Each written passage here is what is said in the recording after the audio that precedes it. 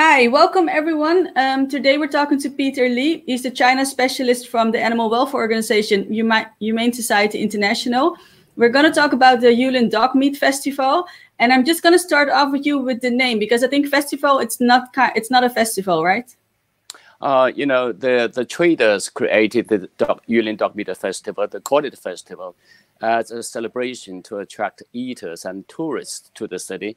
But in 2014, because of international opposition, condemnation, and Chinese people's protest, so the Yulin authorities disassociated itself from the event, and then they no longer call it festival, and there was no longer organization. But slaughter of dogs and consumption of dogs has continued since 2014.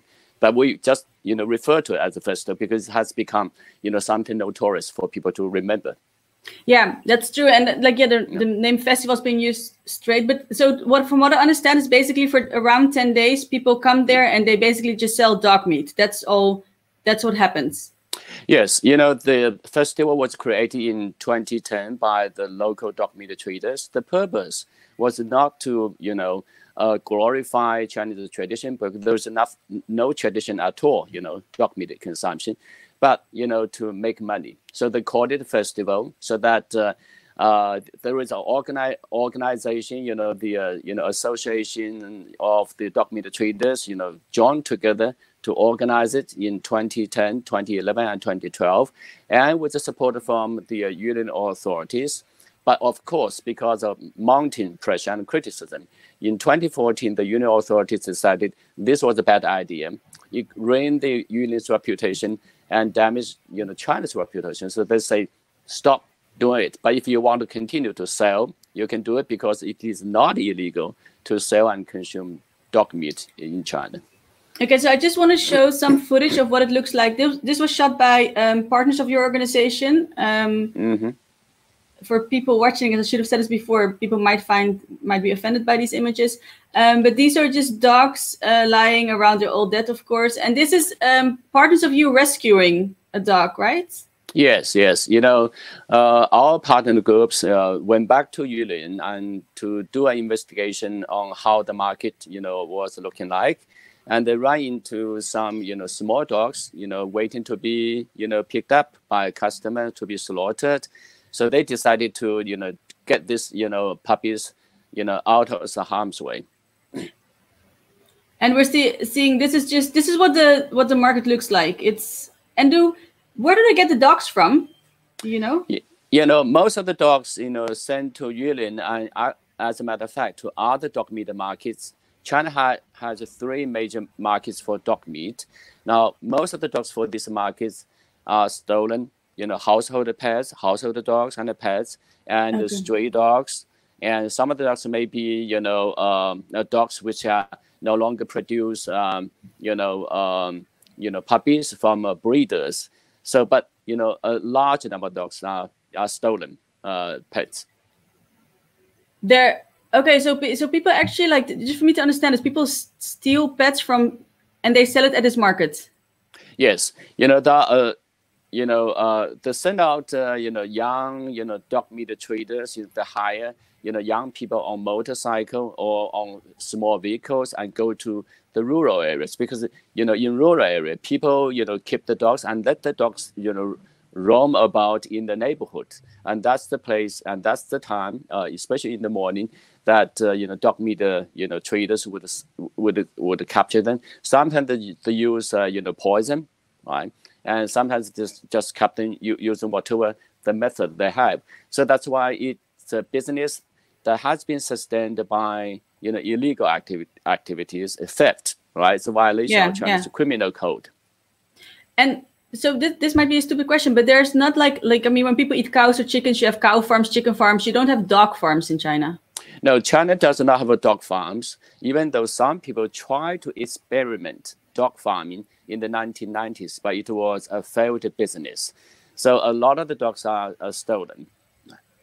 Okay, stolen. And how many, so your partner organization, how many dogs were there this year? Could you give an estimate to you? How many dogs they saw?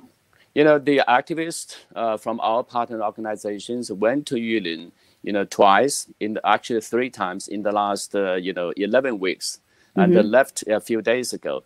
And the estimate was the last few days around the summer solstice, the estimate that about 500 to 600 dogs are slaughtered a day. So it was a drastic reduction compared with the 2012, where 10,000 dogs could have been slaughtered. You saw mountains of dog carcasses at that time, but in the last few days, they saw much reduced amount. But we had to understand this. China was shut down for 2 months. All the businesses were shut down, including the dog meat trade was shut down between January and the end of March. And when you go to Yulin in the last few days, you saw a lot of dog meat on the market. Now that was the impression we have, but in actuality, that was all the dog meat they are selling in the last few days. They want to make up the loss, of the last two months. And there's a question from Thomas coming. And how exactly do they kill the dogs there? Do you know that? How they kill the dogs? Yes, I was in several slaughterhouses and witnessed the dog slaughter. That was a traumatic experience for me. Now, typically they use a club and hit the dog on the head. And when the dog is, loses, consciousness, so they cut open the throat to let the blood out, and then they dump the dog into a boiling water, and then sometimes they put the dog into a dehairing machine. Now, I want to say this: there is a misperception that people in China or dog meat industry, they torture dogs to make the meat taste better. That's falsehood. That's misperception. I sat down with dog meat slaughterhouse workers. I asked them the question: do you torture dogs to make the meat taste better? Now this is the answer. They say that we were here to make a living. We're not here to have fun, and we are so busy to slaughter this many dogs. We don't have time to torture them one by one. Now what I want to say is this: I'm not trying to defend the dog meat traders. I'm not trying to defend China's dog meat industry. The industry is already very ugly. It does not need anything to make it more ugly, right? And for us, animal people, animal activists, we must use accurate information to fight the dog meat industry. If we use the make-up story to attack the industry, we are not standing on the moral ground.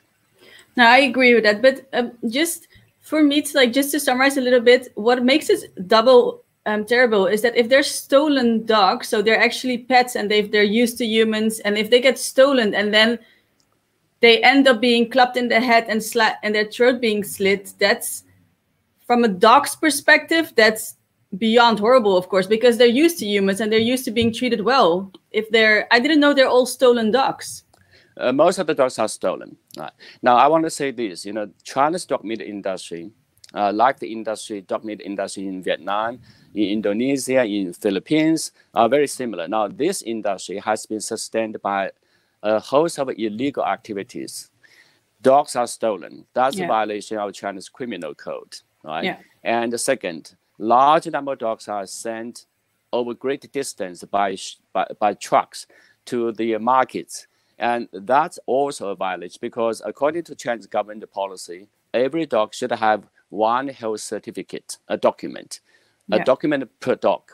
Now, sometimes you see a truck of dogs over 500 dogs, but they only produce one document saying all the dogs are vaccinated. But even that document was a fake, was a fraudulent. So that's another violation of China's law. Now, thirdly, most of the dogs are slaughtered in public places across the country, not just in Yulin, right? And some of the places are very close to elementary schools.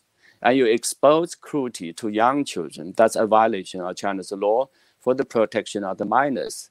And then finally, a lot of those dogs are dying. They are sick in great number.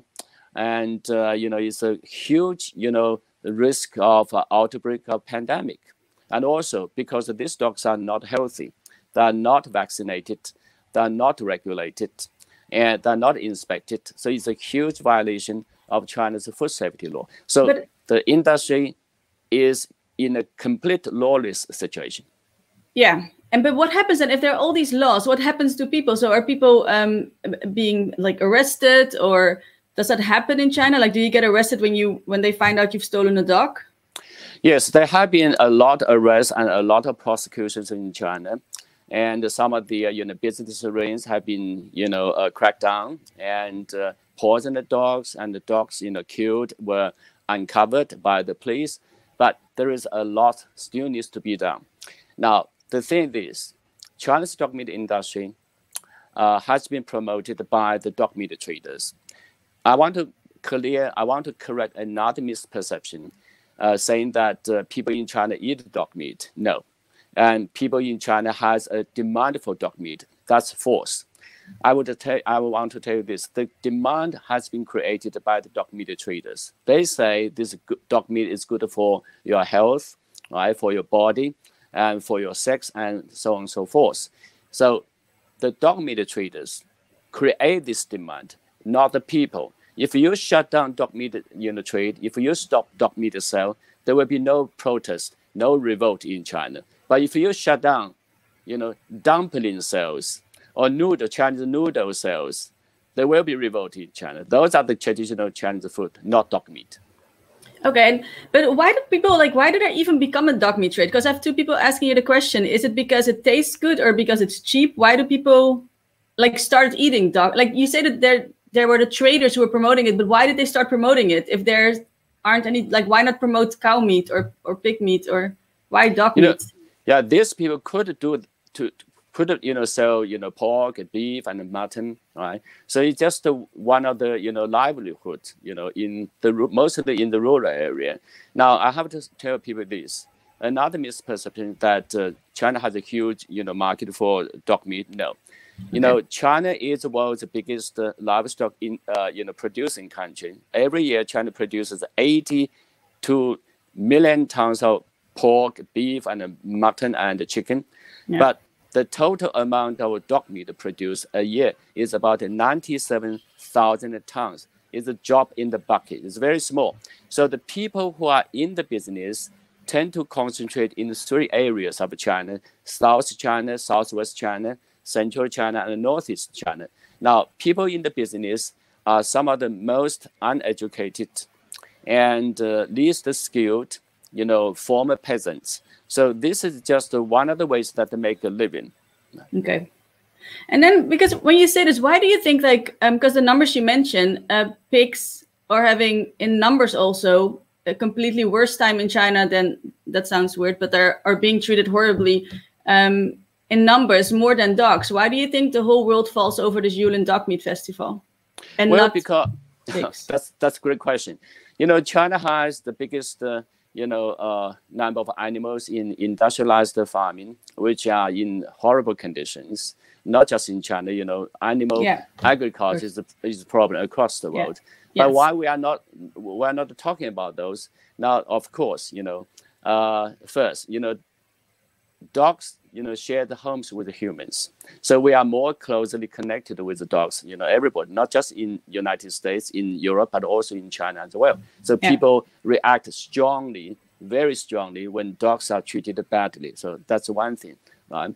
Now, another thing is, why people react to dogs, festival in Yulin and dog meat trade is because it's the nastiness of making, dog slaughter, dog consumption, not quietly, but make it public as a festival, as a celebration, right? So that's, just make you, even more angry. It's like, in China, we say, we need to eradicate one of the bad habits among, some Chinese, which is spitting on the ground.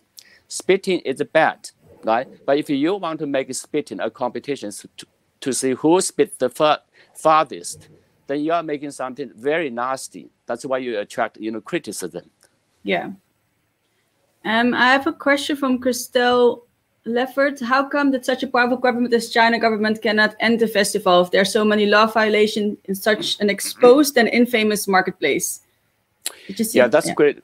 Yeah, that's a great question. We have been asking the question many times. And I sat down with Yulin government, one of the Yulin government officials, and I asked him why you cannot just, crack down or end the trade, because, you know, causing so many problems. And this is what he said, that he said, you know, the people who are in the industry are some of the most disadvantaged people, and not educated and not skilled.